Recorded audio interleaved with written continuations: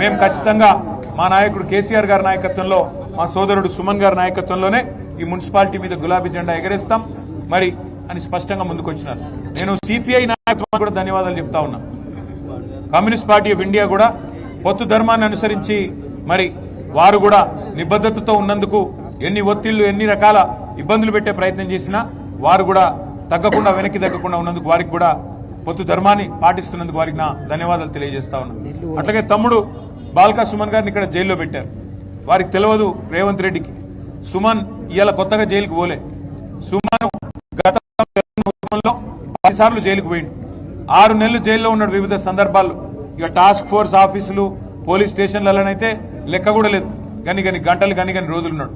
సుమను ఇవాళ మీరు జైల్లో పెడితే భయపడతాడనో లేదా మా నాయకులు భయపడతారనో మా చెన్నూరులో ఉండే నాయకులు భయపడతారనో మా మంచిర్యాల జిల్లా నాయకులు భయపడతారనో మా ఆదిలాబాద్ జిల్లా నాయకులు భయపడతారనో రేవంత్ రెడ్డి అనుకుంటుండొచ్చు. కానీ ఆయనకు నేను ఒకటే చెప్తా ఉన్నా, రేవంత్ రెడ్డికి గుర్తుపెట్టుకో, మళ్ళీ నువ్వు చిప్పగూడు తినే టైం వస్తుంది.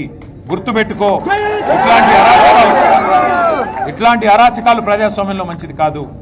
మేము ఆనాడు 2014లో మేము 63 సీట్లతో గెలిచొచ్చినాడు అప్పుడున్న కాంగ్రెస్ పార్టీ నాయకత్వం విఘ్నత ప్రదర్శించి జానారెడ్డి గారు బాధ్యత తీసుకున్నారు. అట్లాగే 2023లో కాంగ్రెస్ 64 సీట్లు మాత్రమే వచ్చినా మాకు 39 వచ్చిన కేసీఆర్ గారు 10 ఏళ్లు ముఖ్యమంత్రిగా పనిచేసి కూడా ఒక క్షణం కూడా ప్రగతి భవన్లో ఉండకుండా అక్కడి నుంచి నేరుగా లేచి వెళ్లిపోయి ప్రజాస్వామ్యం ప్రజా తీర్పును గౌరవిస్తున్నామని చెప్పి కేసీఆర్ గారు ప్రతిపక్ష నాయకుడిగా బాధ్యత తీసుకున్నారు.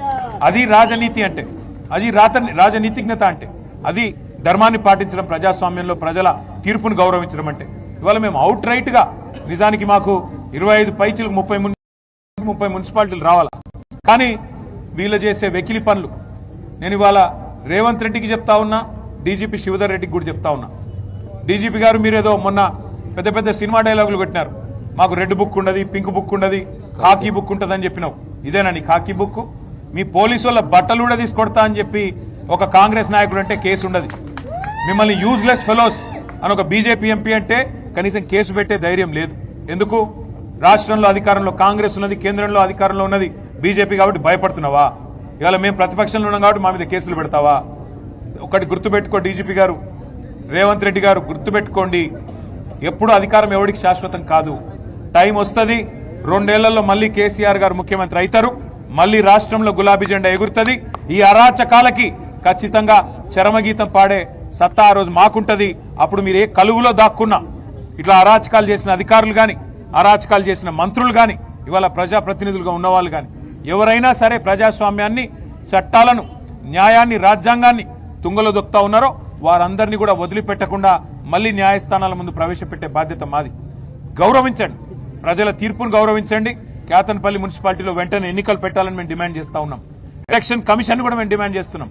కేతన్పల్లిలో, అట్లాగే మరి ఇబ్రహీంపట్నంలో, ఖానాపూర్లో ఎక్కడెక్కడైతే ఎన్నికలు పెండింగ్ లో పెట్టారో వెంటనే ఎన్నికలు పెట్టండి, నిజాయితీగా పెట్టండి. అవసరమైతే ప్రత్యేకంగా సీనియర్ అధికారులను పర్యవేక్షకులుగా పెట్టండి, సీసీ కెమెరాలు పెట్టండి, శాంతి భద్రతలు పరిరక్షించే విధంగా చర్యలు తీసుకోండి, నిజాయితీగా ఎన్నిక జరిగే విధంగా చూసుకోండి. కానీ ఇదే రకమైన అరాచకం కొనసాగిస్తాం, రేవంత్ రెడ్డి ఆడిచ్చినట్టు ఆడతామంటే అంతగానం ఇంట్రెస్ట్ ఉంటే పోయి కాంగ్రెస్ కండువాలు కప్పుకోండి.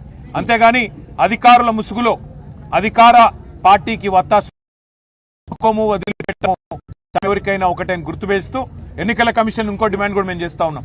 కేతన్పల్లి మున్సిపాలిటీలో మొన్న మా మహిళా కౌన్సిలర్ల మీద అసభ్యంగా ప్రవర్తించిన వెధవలు ఎవరైతే 3rd రేట్ కౌన్సిలర్లు కాంగ్రెస్ వాళ్ళు ఉన్నారో వాళ్ళ మీద చట్టపరంగా చర్య తీసుకోవాలి.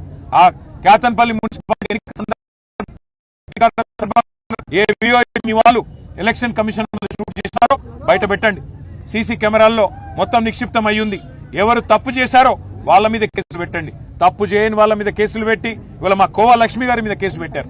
మా ఎమ్మెల్యే గారు ఒక ఆదివాసీ బిడ్డ ఏం తప్పు చేసిందండి?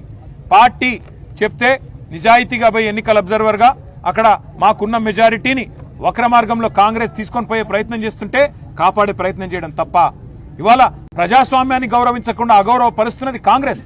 కేసులు పెట్టాల్సింది అసభ్యంగా ప్రవర్తించిన కాంగ్రెస్ కౌన్సిలర్ల మీద, బాల్కా సుమన్ మీద, అదేవిధంగా మా కోవా లక్ష్మి గారి మీద కాదు. తప్పకుండా అన్ని ప్రజలు చూస్తా ఉన్నారు. వారికి తప్పకుండా ఈ అధికార పార్టీకి బుద్ధి చెప్పే రోజు వస్తుంది.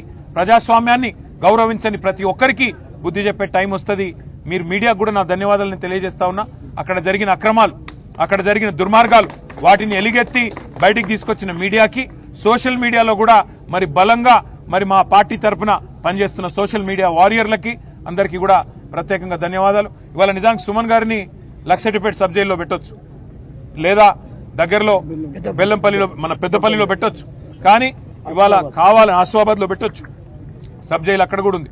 కావాలని ఇక్కడ ఆదిలాబాద్ జైలు తీసుకొచ్చి ఇక్కడ కావాలని దోమలు ఎక్కువ ఉండే సెల్లో పెట్టి అక్కడ కనీసం ఏమడుగుతున్నాడు ఆయన అడిగితే మేము అడిగినాం ఇవాళ జైలర్ గారిని, సూపరింటెండెంట్ గారిని.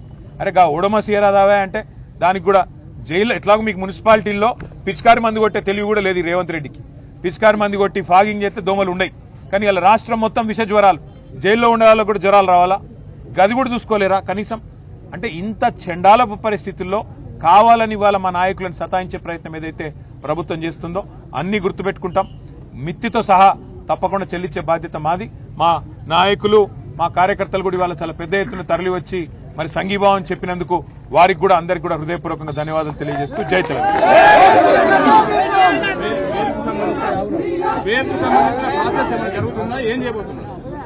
మేము చేయాల్సిన పనంతా చేస్తా ఉన్నాము.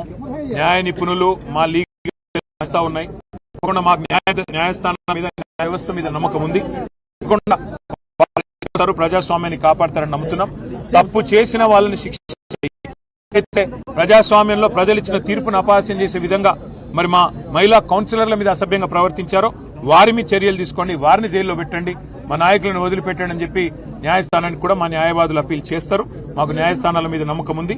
తప్పకుండా న్యాయం గెలుస్తుంది.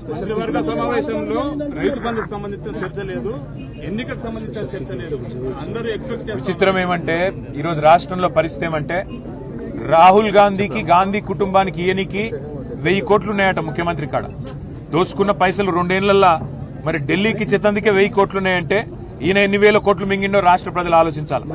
వేల కోట్లు మింగడానికేమో రేవంత్ రెడ్డికి 2 ఏళ్లలో చాలా టైం దొరికింది. దోపిడీ బ్రహ్మాండంగా చేస్తా ఉన్నారు. కానీ రైతులకి డిసెంబర్లో పడేది రైతు బంధు కేసీఆర్ ఉంటే ఇవాళ మార్చి దగ్గర పడ్డది. మార్చికి కూడా ఇంతవరకు రైతు బంధు ఇచ్చే ముఖం లేదు. రైతు బంధు ఇచ్చే తెలివి లేదు, అట్లా స్థాయి ఇచ్చే తెలివి లేదు, కనీసం సోయా కొనుగోలు చేసే తెలివి లేదు, పత్తి కొనుగోలు చేసే తెలివి లేదు. మరి ఇట్లాంటి సన్నాసిని ముఖ్యమంత్రి చేసినందుకు ఈ అవస్థలు రైతన్నలకు కూడా ఇంకో కొంతకాలం తప్పదు. కానీ ఒకటి మాత్రం పక్క, గాంధీ కుటుంబానికి ఇచ్చే 1000 కోట్లు నీ అయ్యసొమ్మ, నీ అబ్బసొమ్మ, ఏడికెళ్ళి తెచ్చినవో రేవంత్ రెడ్డి రాష్ట్ర ప్రజానికానికి సమాధానం చెప్పాలి. ఎన్ని వేల కోట్లు నువ్వు దోపిడీ చేస్తే మరి గాంధీ కుటుంబానికి 1000 కోట్లు ఇస్తానంటున్నావు. అది తెలంగాణ ప్రజల రక్తమాంసాలు కాదా? తెలంగాణ ప్రజల చెమట కాదా? ఇక్కడి ప్రజల సొత్తు నువ్వు దోపిడీ చేసి గతంలో ఓటుకి నోటుకి దొరికిపోయిన ఓటుకి నోటు కేసులో ఇవాళ 1000 కోట్లు అని